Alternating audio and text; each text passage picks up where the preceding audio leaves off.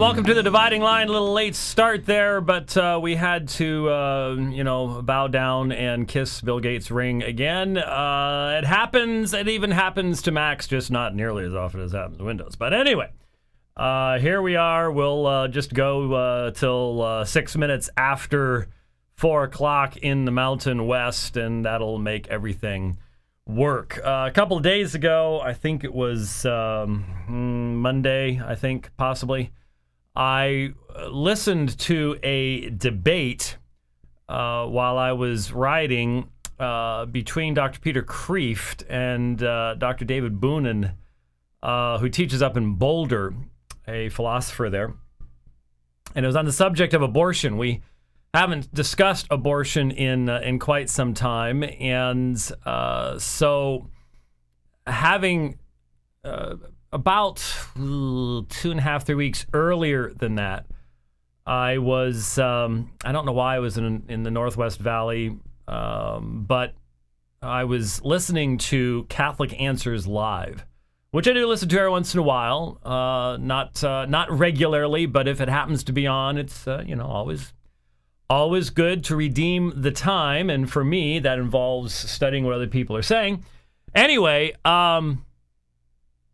I was listening to Catholic Answers Live, and they were talking about abortion, and it was, one of those days where generally, there wasn't much that I was hearing that I disagreed with, even though, you do have a fundamental chasm between at least self-consciously Reformed Protestants and Roman Catholics in regards to the predominance of natural law argumentation and things like that. And that's, if you've read any Evantel, you know what I'm talking about. Anyway, but mostly I was in agreement and was somewhat interested in, especially the Roman Catholics that were calling up, who were pro-choice, which I'm sort of like, why are you a Catholic again? what's the... Oh, all right. Who messed this up? There we go. Okay. All right. There we go. We will not block the lava lamp. It was blocking the lava lamp. That's inappropriate, especially when it's lava-ing. Someone in channel or on Twitter or something was actually doing something about counting how many times it was doing lava stuff. What are you doing? It got bumped. It got bumped? Somehow. I didn't bump it. I think you're... Oh, now you're zooming it. It's very distracting here. I was talking about natural law a few seconds ago, and now I can't talk about natural law. You were the one that brought up the lava lamp. Yeah, well, doesn't mean you have to come in here and zoom things. Re-aim the lava lamp. Yeah, right. Sure. Anyways, what was I talking about? Moses was in the bulrushes, and... oh, yeah. So anyways, I was pretty interested in listening to this stuff, and I don't know why I remember I was on 75th Avenue southbound when this fella calls in and presents this argument that evidently is has become a popular argument of late amongst the pro-aborts, and I was interested in the response that was offered, and then lo and behold, in listening to this debate, it's pretty much the entirety of the presentation of the philosopher who is defending abortion, David Boonin. So as I listened to it, I thought, you know what? What I'm going to do, and I decided to do it today, is I'm going to play this presentation. What I'm going to challenge you to do is to examine, obviously I'm going to interact with what he's saying, but it's a 22-minute long presentation. I can't speed it up because I'm playing the video. And so it's going to take up a good portion of our time, but I want you to listen and basically put yourself in the position that I would be in if I was in Peter Kreeft's position. Now, I listened to Kreeft's interaction, and I would agree again primarily with most of what Kreeft said, not everything. We certainly don't see eye to eye even on some of these issues. But I was disappointed, to be honest with you, in increased presentation, mainly because it was just, I don't know, I'm going to get in trouble for saying this, but I rarely find a lot of Roman Catholic presenters to be overly passionate. It was just sort of like, he's looking down, reading, and just and maybe that's just him. I don't know. I really enjoyed The Unaborted Socrates. That was a great book that I read back in the 80s. But I have some passion, man. Pick up the pace. Get a little more said here. But I guess that's a philosopher thing. Anyway, I want you to put yourself in the position that I would be in if I were in this debate. You hear this presentation, and you are immediately, as soon as it is done, going to have to interact with it. And as I have encouraged over and over and over again, you must think presuppositionally. You must listen to what is being said and get below just the surface level of what you're hearing and see how it all hangs together. Now, of course, this is also, I think, an excellent example of the foolishness of human philosophy. The ability of the philosopher to make incredibly absurd statements and yet do so with a smile on the face and a PhD in the pocket. It really is. But that's another issue. So I want you to listen to this, examine what's being said, and then we'll go through it together. So this is from 4 years ago up at the University of Minnesota, I believe. And from April 30th, 2010. Here is David Boonin's presentation. Start by taking just a quick survey. So I'm going to make a statement, and then I'm going to ask for a show of hands to indicate if you're inclined to agree with the statement, inclined to disagree, or you're really kind of on the fence, okay? So here's the statement.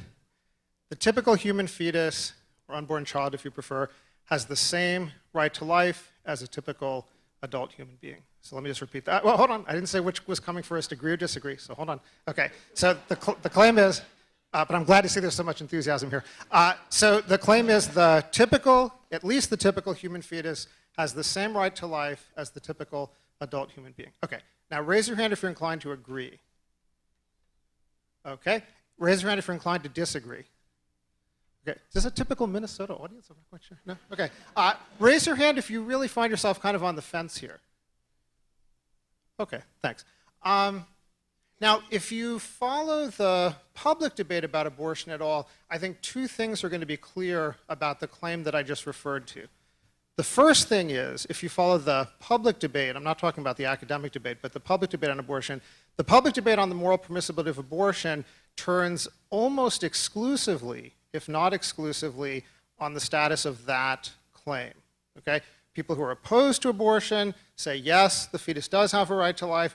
People who support abortion say, no, it doesn't have a right to life. Obviously, they disagree about whether it has a right to life, but both sides seem to agree with the following claim. If the fetus has a right to life, then abortion is morally impermissible, and if it doesn't, then it probably isn't. Okay, so that's the first thing that I think is pretty clear about that claim. In the public debate about abortion, that's the issue, okay?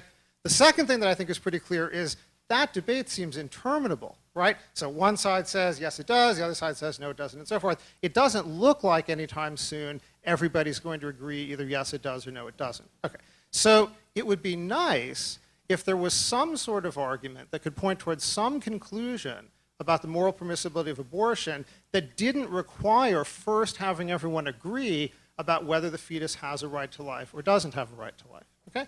And in fact, I think there is such an argument. So for the purposes, at least of my opening statement, maybe for all of my statements, I'm not quite sure yet, this evening, I'm just going to assume, at least for the sake of the argument, that the human fetus has the same right to life that you and I have, okay? That's going to be my assumption. Okay, and I want to raise a question, and the question is, if the human fetus has the same right to life that you have, the same right to life that I have, what, if anything, follows about the moral permissibility of abortion? Okay, now that might well sound like the kind of question that only a philosopher could ask, right? Okay, the answer sounds pretty obvious, duh, okay?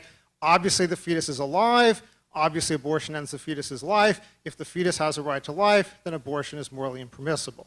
Okay, but what I want to suggest, with all due respect for the view that abortion is not a complex issue, what I want to suggest is actually it is a complex issue, okay? And it's a complex issue for the following reason. If you really want to think carefully about what's implied by the claim that a human fetus has a right to life, you first have to answer a more fundamental question, okay? And the more fundamental question is this: what is a right to life? What's involved in having a right to life? If you have a right to life, what precisely is it that you have a right to? Okay? Now, in the popular debate on abortion, virtually no one on either side of the argument answers this question. They don't stop to ask the question. Okay? That's because, again, virtually everyone on both sides of the debate seems to agree. If it's got a right to life, abortion's wrong. If it doesn't, then it's not. Let's just focus on whether it has a right to life. Okay? But again, I want to suggest that that's moving too quickly. Okay. So here's what I'd like to do for the purposes of my opening statement, because again, I think if you think dispassionately, carefully, and clearly about this more general philosophical question, what is it to have a right to life, I think what you'll find is it actually has somewhat surprising implications for resolving the abortion debate. And in particular, it has the potential to demonstrate that abortion, at least in typical circumstances, is morally permissible without having to insist that the fetus is not a person, without having to insist that the fetus doesn't have a right to life. So before I move on to my argument, let me just be explicit. For purposes of my opening statement, I'm not going to be denying any of Professor Kreeft's three premises. Rather, what I'm going to be suggesting is, even if all three premises are true, the conclusion that abortion is morally impermissible does not follow. Okay, so here's the plan of action. First, I'm going to make a claim about what's involved in having a right to life. Then I'm going to give you an argument in defense of that claim. The argument attempts to justify the claim by appealing to assumptions that virtually everyone, regardless of what they think about abortion, accepts. Once I've explained and justified the claim, I'm then going to explain how the claim can be used to try to resolve the abortion controversy. And then if I've got some of my 22 minutes or whatever it is left, I'd like to at least anticipate one objection that I think almost everybody will occur to right away, and try to say at least a little bit to diffuse the objection. Okay, so let me start with the claim. Here's the claim. The right to life is not the same thing as the right to be kept alive by another person. Okay? This is going to be the fundamental foundation of my argument, so let me just repeat. The right to life is not the same thing as the right to be kept alive by another person. The right to life does not equal the right to be kept alive. The right to life is not the same thing as the right to be kept alive. The right to life does not include the right to be kept alive. It does not entail the right to be kept alive. Okay? The fact that someone has a right to life does not mean that they have the right to be kept alive by using another person's body. Okay? That's going to be the fundamental claim.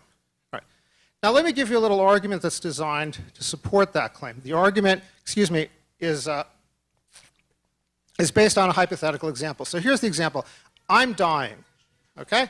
I've got some rare disease. There's only one thing that can save my life, and that's a bone marrow transfusion. Okay? Doctors have to find somebody that's a compatible match, and over the next several months, that person is going to have to undergo a series of quite painful and invasive bone marrow extractions so that my life can be saved. Okay? They go through all the medical records. It turns out there's only one person on the whole earth who's compatible, and that person is you. Okay? Now, most of you actually look like pretty friendly people. I've heard good things about Minnesota. So I'd like to think that if this actually happened, you would generously offer your bone marrow to me. Okay? But for purposes of my example, I'm going to assume you're not quite that nice. Okay? So maybe you're from Iowa instead, something like this. I don't know. And so you feel bad about my situation. You genuinely do. Okay? But you're not willing to make this significant sacrifice in order to keep me alive. Okay? Now, here's my question. Morally speaking, would I have the right to forcibly extract bone marrow from you on and off over the period of the next several months if that's necessary for me to go on living? Morally speaking, would I have the right to take your bone marrow if you weren't willing to provide it to me? Okay. Now raise your hand if you think the answer to that question is yes. Okay, we've got a pretty big crowd. I don't think I see any hands. Raise your hand if you're inclined to say no. Okay, let me just, whew. Okay, good. Otherwise, the argument doesn't go anywhere. I'll change the case just briefly, and then I'll get to the point. Suppose I'm unconscious. I'm in a coma. I'm going to die unless I get this bone marrow. Can my friends track you down and extract the bone marrow on my behalf? Raise your hand if you think that would be permissible. Okay, raise your hand if you think that would not be permissible. Okay, so I think we're mostly all on the same page. Great. Okay, what's the point of the example? Well, the example demonstrates, I think, that virtually everyone, like actually everyone, but at least virtually everyone, regardless of their views about abortion, agrees with the claim I made about the right to life. Namely, that the right to life does not, in fact, include the right to be kept alive by using someone else's body. Why does it prove that? Fairly straightforward, but let me just be explicit. If the right to life did include the right to be kept alive by using someone else's body, then my right to life would include my right to use your bone marrow. But it looks like you all agree that I don't have the right to use your bone marrow, but I do have a right to life. I guess I was assuming you agree with that. Therefore, the right to life does not include the right to life support. Okay. Now let's assume, at least for now, that I'm correct about that. And not just that I'm correct about that, but really, pretty much everybody, regardless of what they think about abortion, agrees with this claim. How can this help us to resolve the abortion debate? Well, let's go ahead and assume that the fetus is a person, the fetus has a right to life, it has the same right to life that you and I have. The fetus's right to life entitles it to exactly what my right to life entitles me to, okay? But it turns out my right to life does not entitle me to stay alive by making use of someone else's body, okay? So the fact that I have a right to life doesn't mean I have the right to use someone else's body to go on living. So the fact that the fetus has a right to life, on the assumption that the fetus does have a right to life, doesn't mean that the fetus has a right to use someone else's body to go on living. Okay, so that's sort of a negative argument, okay? That's designed to suggest that even if we agree that the fetus has a right to life, it doesn't really follow that that abortion is impermissible, because it doesn't follow that the fetus would have a right to be kept alive by using someone's body, in particular the pregnant woman's body. Okay. But let me go ahead and try to turn it into something more of a constructive argument, okay? So not just an argument designed to show that there's a flaw in the common anti-abortion argument, but sort of a positive argument in favor of the conclusion that, at least in typical cases, abortion is morally permissible. So I'm going to change the story one more time. Let's suppose I'm in the coma, my friends get impatient. While you're asleep in the middle of the night, they break into your house or your apartment, they kidnap you, they drag you down to the hospital, and when you wake up the next day, lo and behold, bone marrow is already being extracted from your body, okay? You're hooked up to this weird device, bone marrow is getting sucked out, and then slowly some of it is getting put into my body, okay? And you wake up and you say, what's going on? They sort of explain the situation, and they say, oh, but don't worry, this will just take 9 months, okay? And when this is done, then Professor Boonin can be disconnected from you and he'll go on with a happy life. But if you disconnect yourself before then, Professor Boonin is going to die because he needs to make use of your body, okay? In the meantime, we've got him hooked up on some sort of movable cart, so if you need to leave the hospital, get to class, go to work, or whatever, you can just sort of bring him along. But we are going to be performing these painful, invasive bone marrow extractions on and off over the next several months. Okay. If you have the right not to let me use your bone marrow in the first two cases, presumably you have the right here. So you have the right to disconnect yourself from me, despite the fact that I need your body to go on living. All right. So on the assumption that that's right, you can have, I think, a simple two-step argument in defense of the conclusion that, I want to say at least in typical sort of cases, abortion is permissible. So step one says, in the story I just described, morally speaking, you would be within your rights to disconnect yourself from me despite the fact that I'm a person with a right to life and I need to use your body to go on living. Step two would then say that, morally speaking, the situation you find yourself in when you discover that someone else is using your body to go on living is analogous to the situation that a woman finds herself in when she discovers that she's pregnant, okay? There's a person, again on the assumption that the fetus is a person, person's gonna die if she declines to let the fetus use her body for the next 9 months. Okay, so if you have the right to disconnect yourself from me, and if that case is morally analogous to the pregnancy case, then morally speaking, the woman would be within her rights to have an abortion, even if it's the case that the fetus has a right to life, because again, that doesn't mean it has a right to be kept alive by using someone's body. Can you remind me roughly, how much time do I have left? Or what? 8 minutes. Okay, so let me say this then. That's the argument. Okay. Lots and lots of people think it's a bad argument, okay, including lots of people who defend abortion rights for other reasons. I'm one of these idiosyncratic people who thinks it's not a bad argument, okay? I think it's actually a pretty good argument, but I do recognize that there are a lot of fairly obvious objections to it because at least on the face of it, there are a lot of pretty obvious differences between the two cases, right? The case I described about you, me, and the bone marrow, and the pregnancy case. So what I'd like to do with my remaining 7 minutes and 40 seconds, is just anticipate one objection that probably has already occurred to many of you, and I just want to say a little bit about why I think it's a reasonable objection to raise, but in the end I think an unsuccessful objection. Okay, so this objection says, look, David, there's a huge difference between the two cases, okay? In the bone marrow case, you did not do any voluntary act that led to your being in this predicament, okay? But if you set aside rape cases, right, the woman did do a voluntary act that led to this predicament, namely she had sex. If she hadn't had sex, she wouldn't be in the situation where there's this fetus making use of her body and she doesn't want it to be making use of her body. So there's a difference between the bone marrow case and the typical pregnancy case in terms of voluntariness, okay? And in addition, voluntariness in many, many contexts is highly morally relevant, right? You can all probably think of lots of cases where whether or not someone did a voluntary act that led to a certain situation makes a difference in terms of whether or not they have an obligation, okay? So on the face of it, I think this is a very powerful objection, okay? But here's the short version of why I think it's not powerful enough. There are lots of other cases where doing a voluntary act does not generate a particular obligation, okay? So the question is there something about the case in which the woman voluntarily has sex, knowing that there's a likelihood that that will lead to pregnancy, that means that she has taken on an obligation to take care of the fetus in a way that you have not taken on an obligation to take care of me because you didn't do any voluntary act that led to your predicament. All right, so let me just say a little bit about that. There's basically two ways that a critic of my argument can proceed here, okay? One is by means of the notion of consent. Okay? So the basic idea is, in a number of circumstances, if you voluntarily do an action foreseeing that the action will or is likely to cause a certain situation, you have tacitly consented, even if not explicitly, you have tacitly consented to accept that situation. Okay? And then the critic says, but look, the woman voluntarily had sex. She foresaw, at least I'm assuming in this example, that there was a reasonable possibility that she'd become pregnant. So she's consented to take care of the fetus, okay, in a way that, again, you never consented, tacitly or otherwise, to take care of me. Okay, now here's the problem with the consent-based objection. Sometimes doing a voluntary act that foreseeably causes a situation does seem to count as consent, but in other cases, doing a voluntary act foreseeing that it will bring about a certain state of affairs does not seem to count as consent. So let me just give you two quick examples. So first example, you're in a casino, you've got some money, you put your money down on red in front of the roulette wheel. You foresee there's a 50% chance the ball is going to land on black, and you know that if the ball lands on black, the croupier is going to take your money. Okay?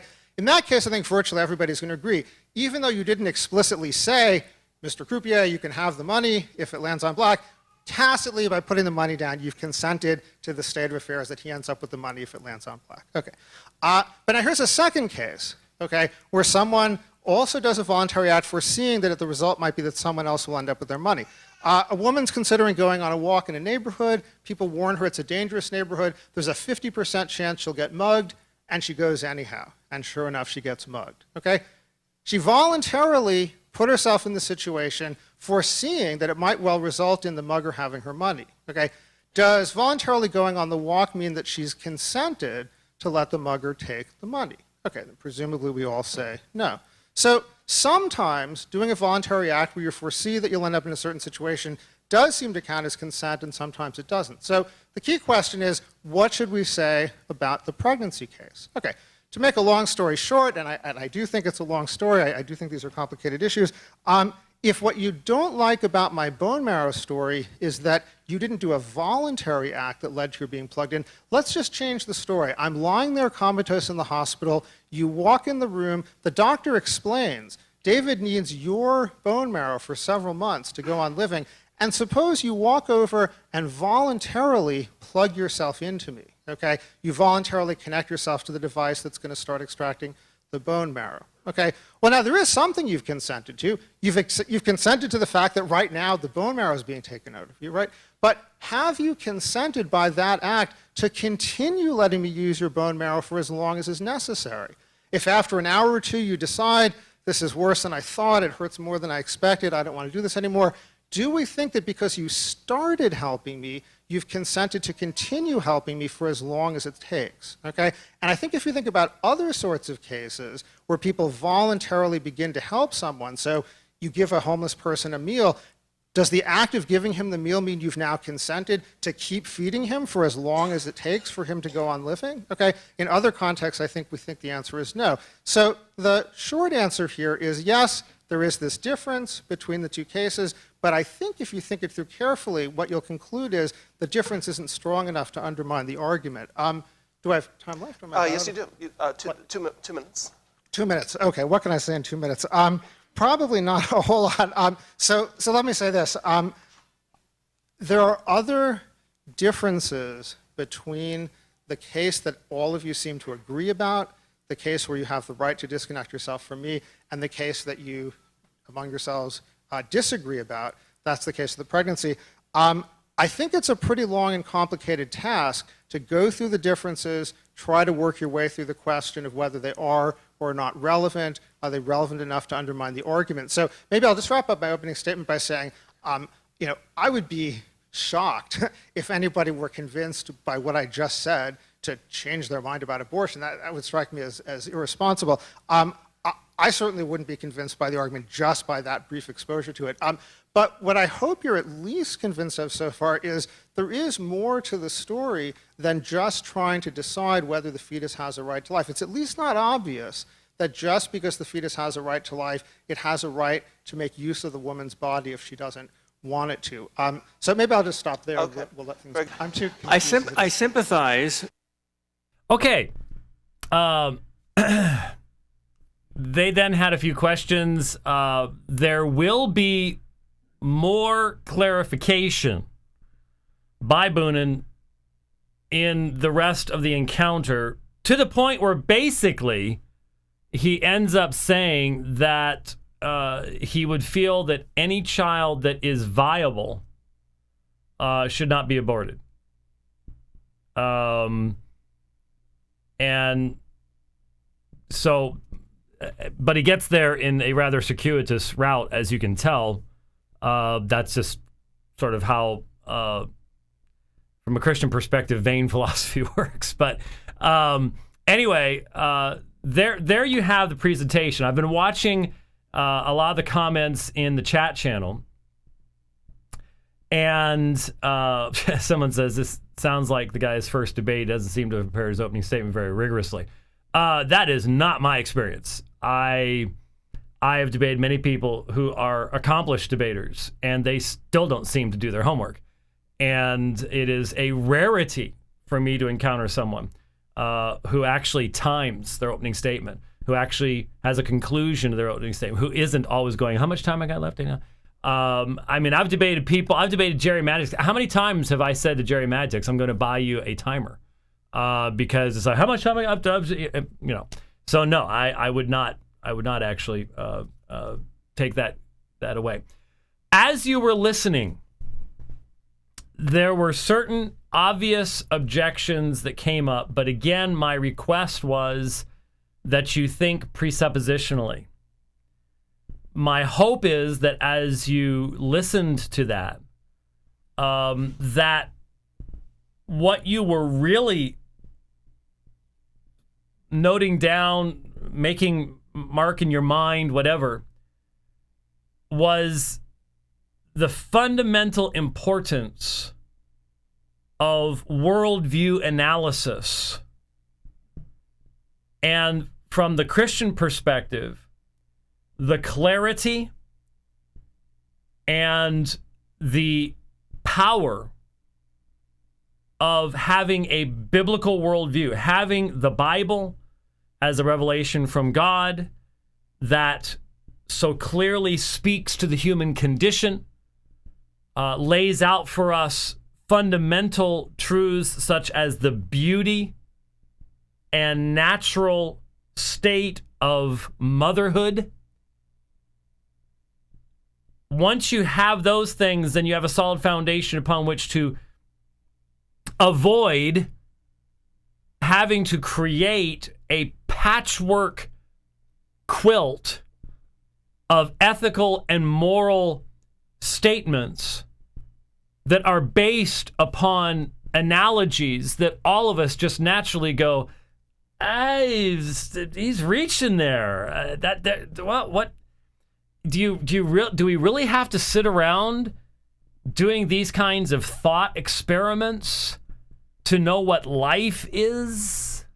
Is this really all we are left with? I would hope not, but certainly the world is that way. All right, so with that said, what are just some of the things that I noted both while I was writing and then just now, made some notes, see how they match up with what you came up with. First of all, the interminability of an argument is irrelevant to truth claims. It is quite possible that other factors keep people from agreeing on the conclusions of arguments. In other words, this really speaks to the whole issue of doing debates and the cultural issues and things like that. He was saying, we don't seem to be getting anywhere. Well, okay, does that mean something? Yeah, we need to find a new way around this because we're at loggerheads. Well, are we at loggerheads because the truth is not knowable?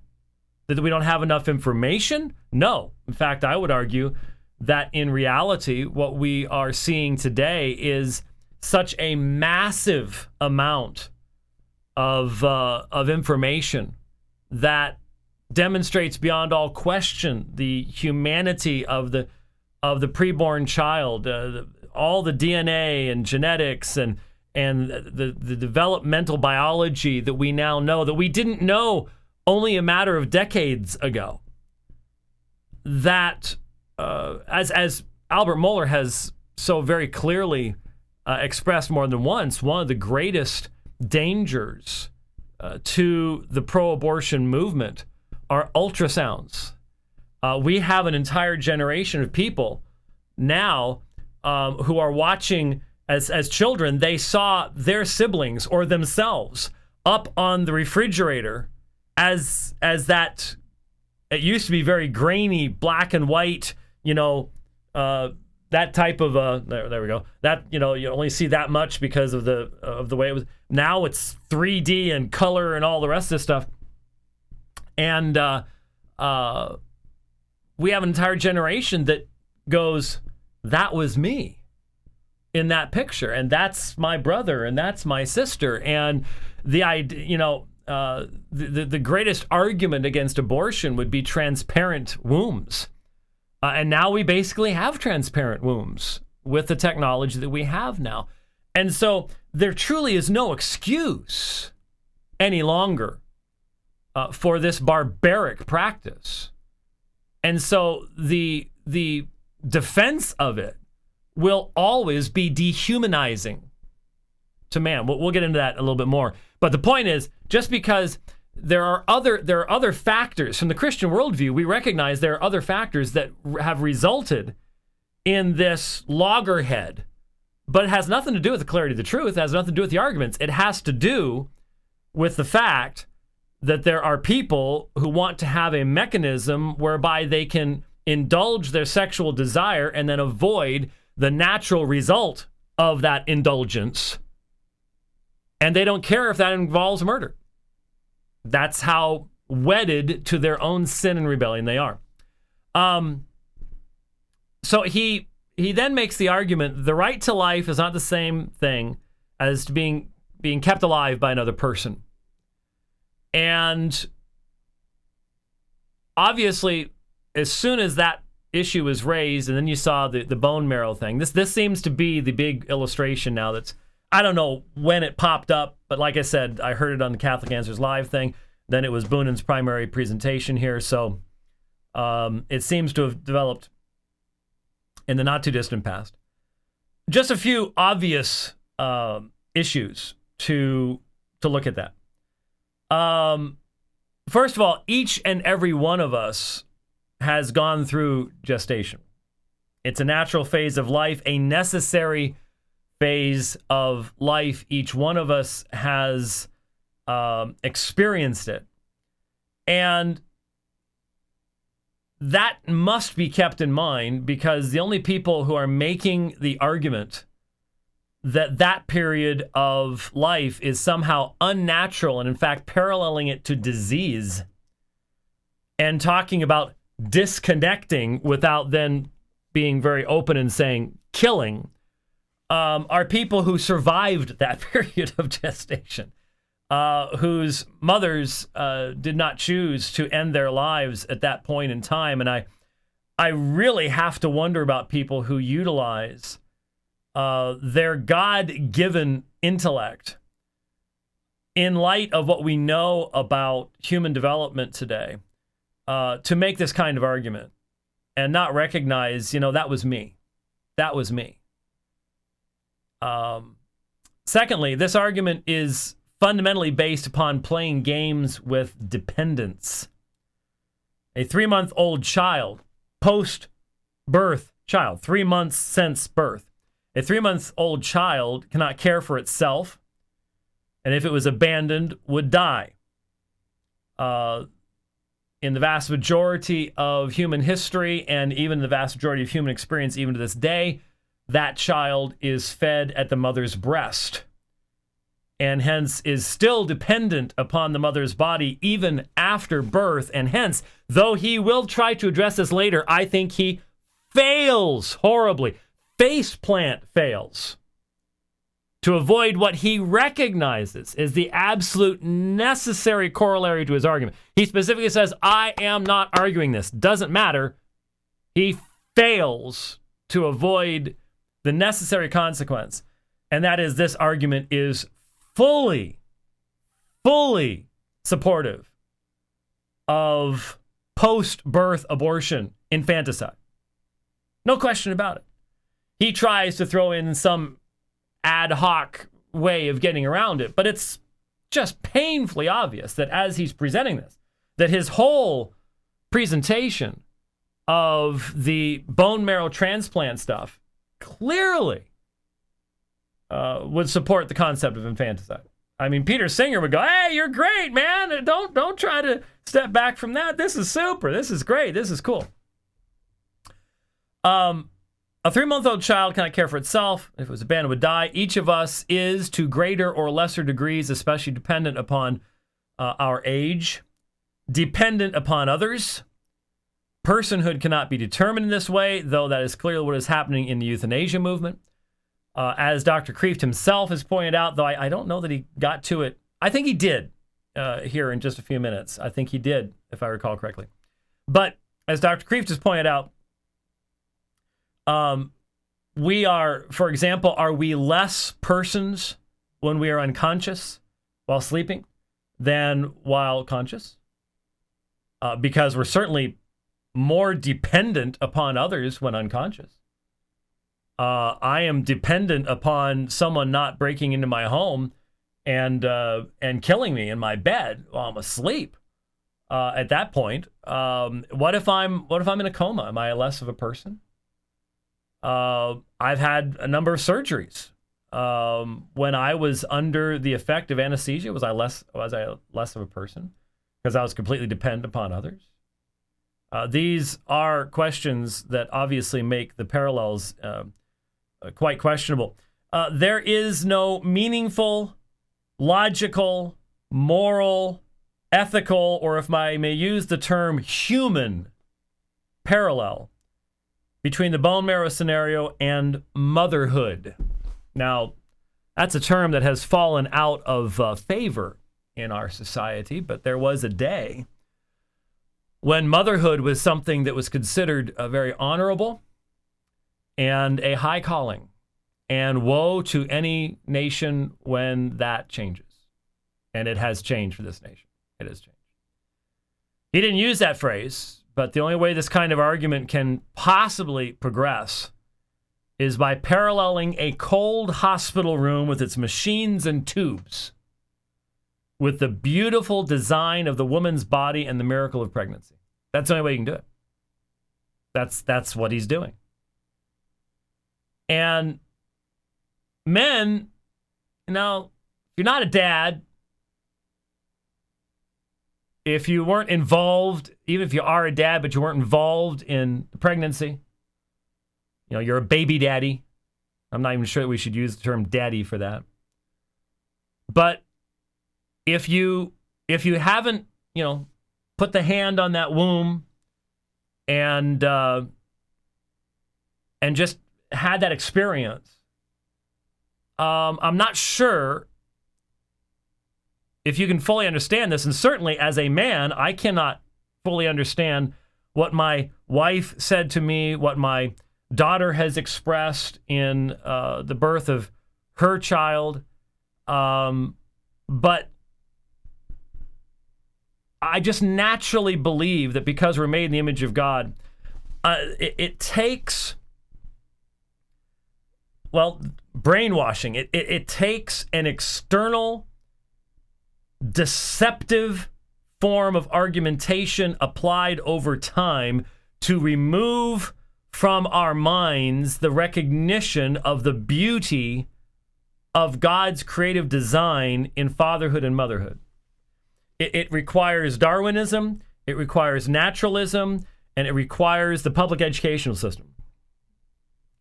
Because it takes a lot of work to suppress what God has put within us.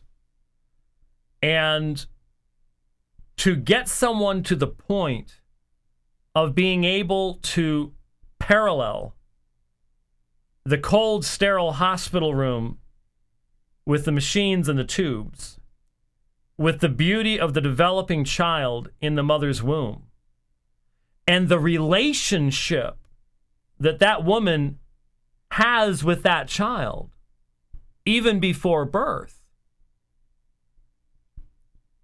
it's dehumanizing. It is absolutely dehumanizing to even try to make that parallel. It truly is. The fetus does not have the right to use someone else's body.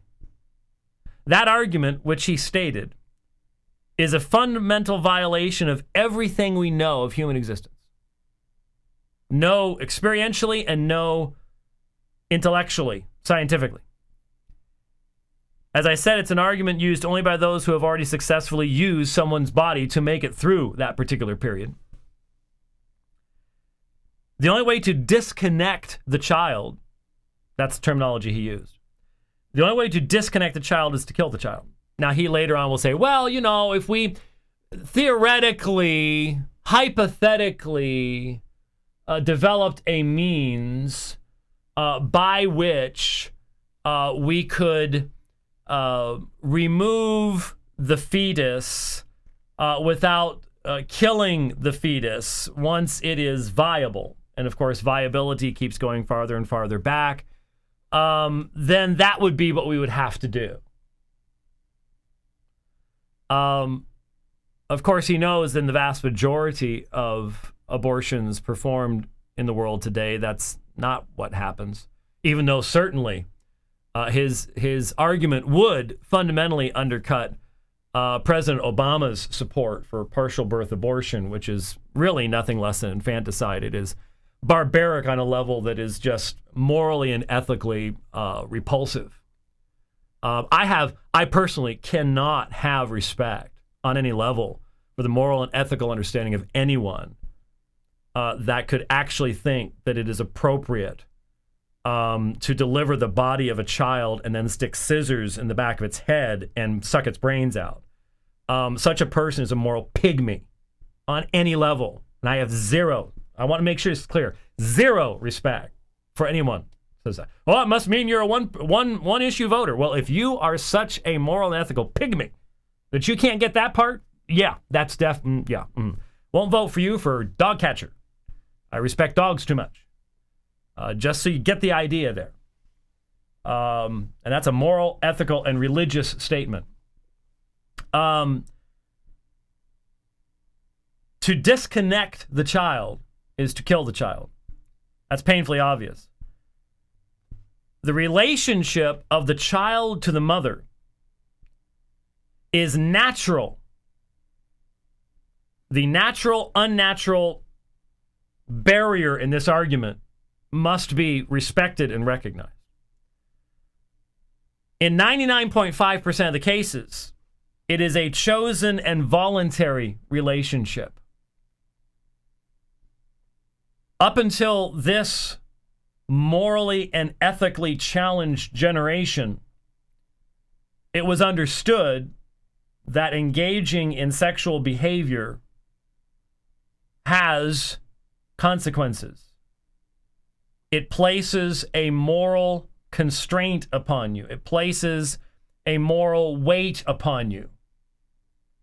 There was a day when men were taught in this culture that if you got a girl pregnant, you had a responsibility.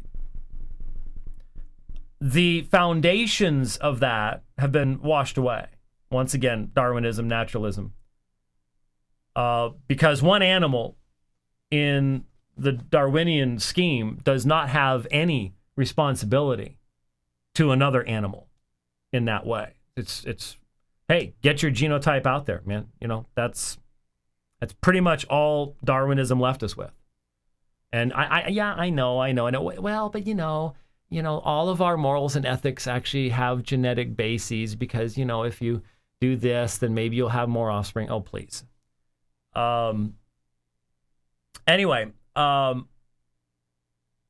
99.5% of the cases, that relationship between mother and child was chosen and voluntary. And if you want to try to parallel that to being mugged, you're only demonstrating the absurdity of your argumentation. Now, again, I have the distinct feeling that many philosophers view the doing of philosophy as an intellectual game, as a mechanism of showing your wisdom. A little bit like watching a grandmaster playing chess. Oh, they're really good at that. Now, I happen to love chess. I happen to think it's a great game. Don't get to play it much, but it's not going to change the world. And it's not going to answer questions concerning the very value of life and how we are to live in this world. And yet, here you have a philosopher glibly making these arguments that if they had been made by a philosopher, I'd estimate, what did he look like? Early 40s? All right. 40 some odd years ago? Might have led Mrs. Boonin to abort him. And I think at that point, if he really thought that through, he might possibly take it a little more seriously than he does. A little more seriously than he does. Only, my friends, the Christian worldview rescues us from this kind of naturalistic mess. Because that's what we're seeing here. This is, I feel sorry for the student in the philosophy classroom, whether it's the University of Colorado in Boulder or any other university, college, community college, I don't care where it is. Our society is in a naturalistic mess because naturalism, when you have a materialistic worldview, when you have man at the center, when you do not have a God who has spoken, then we all have to be infallible and we all have to be omniscient. Because, it could always be this way. Yeah, and since you don't know about this, you might be wrong about that. It is the destruction of human knowledge. And it results in this kind of, I can come up with an analogy that, I might be able to tweak this, I might be able to tweak that, and this is philosophy. Well, it's not really philosophy. Because the beginning of wisdom is what? Fear of the Lord, knowledge of God. And the result that we're seeing, we need to understand. In this presentation, I think a lot of you saw this. Motherhood is so grossly devalued. It is dehumanized. It is just emptied of the beauty that God designed it to have. I feel so sorry for those students. It's literally paralleled to disease, and that's exactly what the pro-abortion movement has wanted to do. It's exactly what they've done. I mean, this is what Planned Parenthood, Margaret Sanger, and all of the... Whenever I think of these folks and that anger wells up within me, I realize, first of all, but for the grace of God, there go I. And secondly, every single one of these people, every single person who's ever promoted partial birth abortion, every single person who has sought to suppress the truth of God in this area will stand before God to be judged. Every justice on the United States Supreme Court will stand before their Creator someday to answer for what they have done in this life and what they have done in the promotion of this Holocaust. And when I think of that, I can only but pray that they in this life will repent, because you don't want to stand before the Creator of all life to explain your murder of unborn children. It'd be better if a millstone were hung around your neck, as the scriptures say. So the Christian worldview rescues us. That doesn't make it true. But what it means is, what we see when we read Romans 1, we read 1 Corinthians, we read the biblical presentation of man and woman and sexuality and motherhood and fatherhood, and we see these things, we are encouraged to see the harmony that exists between what we see, and the more we learn about genetics and the more we learn about the development of the child, so on, somehow 40 different authors over 1,500 years got it right. Isn't that amazing? Well, I didn't know how long that would take, but it pretty much, actually, we actually have just a, yeah, we can still go about another 10 minutes or so. I hope that was helpful to you. I thought that hour went pretty quick, and then I realized we got started late. I hope that was helpful to you. That debate's online on YouTube if you'd like to hear the rest of it, because as I said, I don't want to misrepresent Dr. Boonin. He did add further things later on, but there was his presentation, and we need to think clearly and appropriately about these things, and I hope that's helpful to you. I did want to talk a little bit about what happened on Tuesday. I think some people have felt I was being disingenuous. I fully expected on Tuesday to get a phone call from Richard Porter.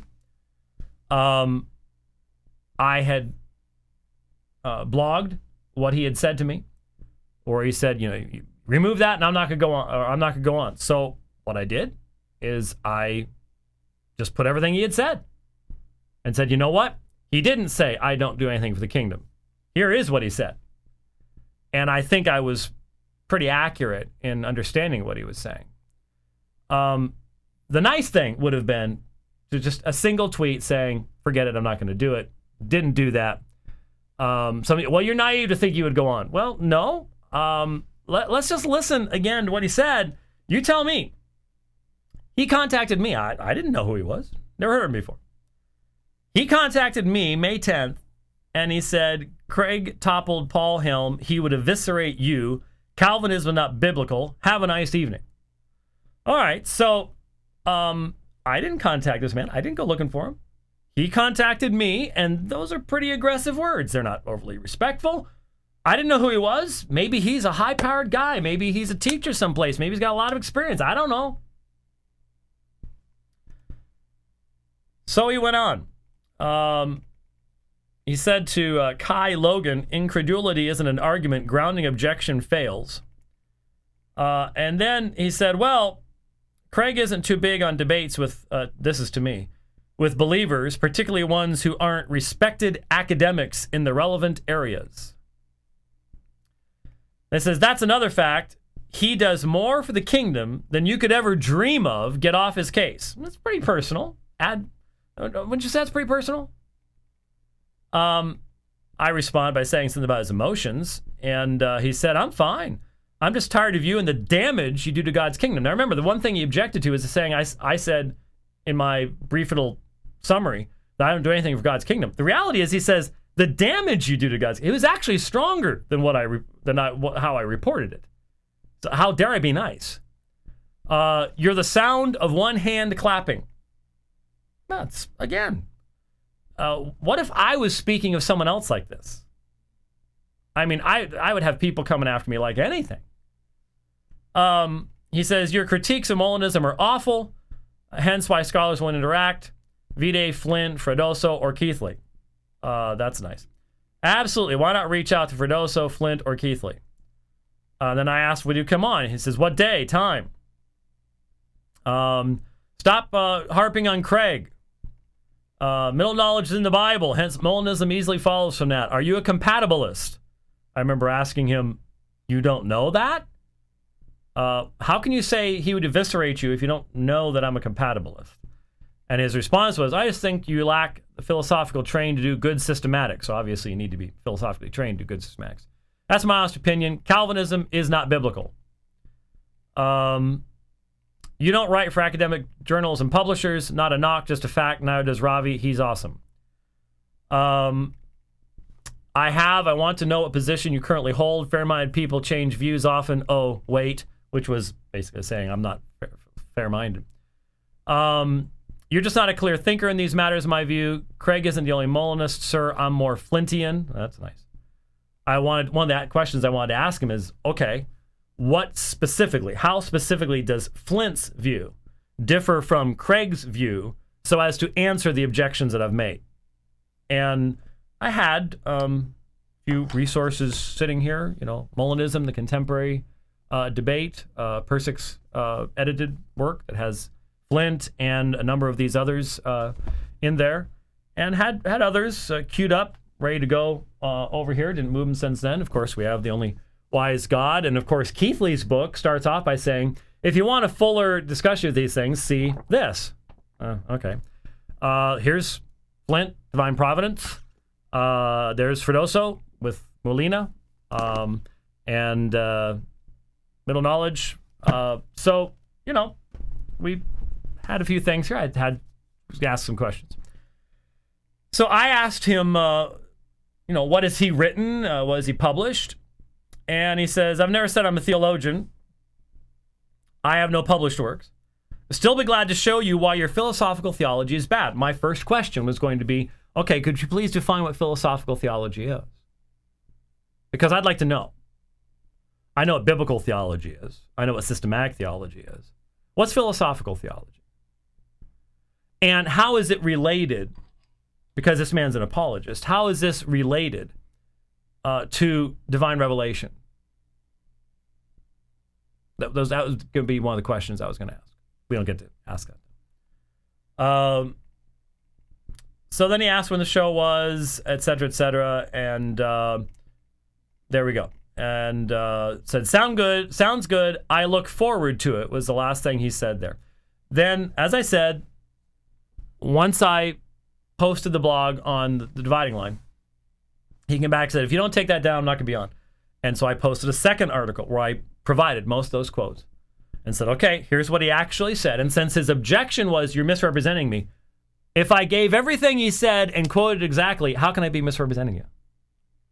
Evidently, he was embarrassed by what he said and then chose not to go on. One of the things, I had some things, and I'm not going to have time to get into it here, but I wanted to get into some statements from Craig in chapter 10 of this book. And especially, I wanted to address some of these specific phrases here. Let me very quickly look at a couple of them. This is from Craig. Because the relevant subjunctive conditionals of the form, if some agent S replace the circumstances C, then S would freely perform action A, are true or false logically prior to God's decree, that's what mental knowledge is from his point, anyways, even God in his omnipotence cannot bring it about that S would freely refrain from A if he were placed in C. What's important here is that this demonstrates that middle knowledge can constrain the will of God. It can constrain the will of God. That's what he's saying. Now, seems clear. And then he goes on in description. Given God's free decision to actualize the world, God then possesses knowledge of all remaining propositions that are in fact true in the actual world, including future contingent propositions. Then catch this terminology. God then concurs with the free decisions of creatures to bring about their effects in the world. God concurs with the free decisions of creatures to bring out their effects in the world. I also wanted to raise some issues from William Hasker that I thought were interesting. I had some stuff marked here from Flint. And then there was this really interesting phrase, and I'll finish up with this, from Trenton Merrick's. Molinists say that the world's subjunctive aspect includes more than what would happen were glasses struck. I should have read the whole thing, but just follow along with me for a moment. They add that the world's subjunctive aspect includes what, if anything, each possible agent would freely do in each possible circumstance.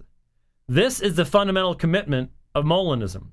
And if the world is the way Molinists say it is, then a variety of counterfactuals of freedom are true, and true because of how the world is. I wanted to talk about truth makers. I wanted to talk about the fundamental objection that I am not hearing meaningful Christian responses to. And that is the reality that these true counterfactuals of human freedom exist on a level where they constrain the possible actions of God. And I wanted to go into the Word. I wanted to go into what the Word said about how God knows us, whether this is a knowledge that came from outside of God, whether it is a truth that he learns or brings into himself. And the real issue is, what is the origin or source of this knowledge? If person X will do Y in circumstance Z, and that can constrain the very actions of God, but God does not by his will determine that, then when it says God knows us perfectly, then there are things that he learned about us, not temporally, but logically, that are determined by something or someone else. And as Hasker basically says, in essence, it's true because it is. I'm wondering how the Molinist avoids the brute fact argument. It's just the way it is. It's just the way it is. 2 + 2 = 4 because it just does. It's not because God willed it to. It just the way it is. And it's true for God, true for all the rest of us. And God didn't will it that way. It's just a brute fact. Just a brute fact. There's some real problems with that from my perspective. So those are some of the things we wanted to have a talk about. We didn't. Maybe someday in the future. All right, well, there's the program for today. Thank you for allowing us to be a little bit delayed in getting started, but we got everything in. And as far as I know, by the way, heading for Sacramento this weekend. We've got that up on the blog. Hopefully those of you in that area will be able to come out and say hello. And then next week should be regular schedule, whatever that schedule happens to be. We'll see you next time. God bless.